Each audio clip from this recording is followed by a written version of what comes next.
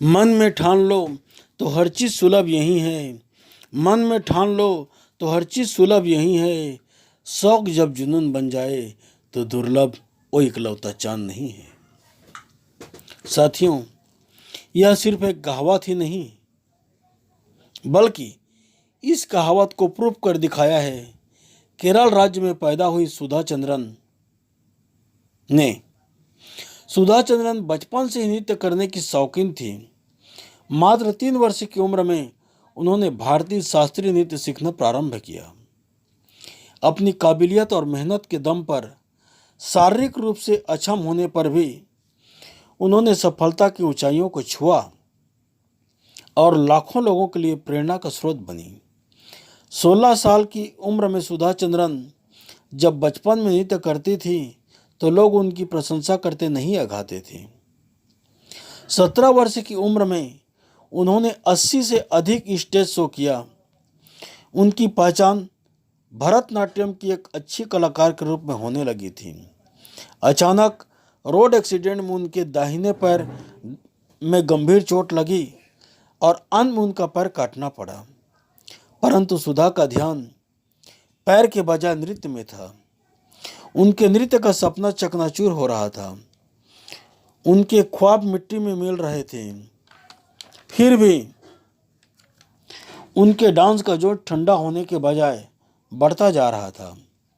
सुधा को पुनः नृत्य करने की राह की तलाश जारी थी। इस समय सुधा ने अपनी विकलांगता के समय हेलन किलर के जीवन से प्रेरणा ली और कहा, यदि हेलन किलर अपनी विकलांगता पर काबू पा सकती है तो मैं अपनी एक पैर की कमी पर डांस क्यों नहीं कर सकती। ठीक ही कहा है। बड़ी सी बड़ी रुकावट को समझदारी से पार करो। बड़ी सी बड़ी रुकावट को समझदारी से पार करो। अपने अंदर की कमजोरी पर पूरी तरह वार करो।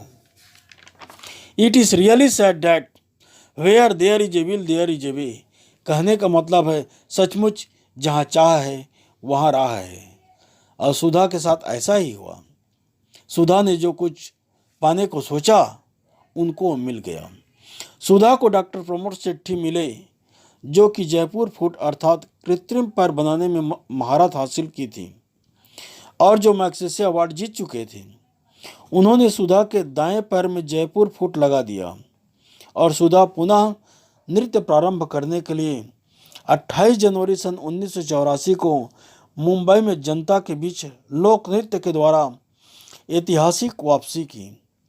इस पर पूरे दर्शकों ने खड़े होकर उनका तालियों से अभिनंदन किया। सुधा हमेशा स्टेज शो करने के बाद अपने पिताजी से पूछती थी कि यह प्रदर्शन कैसा रहा।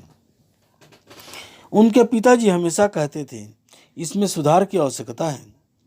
लेकिन विकलांगता के बाद 28 जनवरी को मुंबई में शो किया और अपने पिताजी से पूछी, ये प्रदर्शन कैसा रहा, तो उनके पिताजी कुछ कहने के बजाय उनके पैर छू लिए और कहा, यह मेरा महान कलाकार को सच्चा सम्मान है।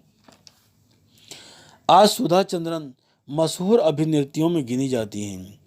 उनके जीवन पर आधारित फिल्म नाचे मयूरी बना, जिसमें उन्होंने स्वयं अभिनय किया है।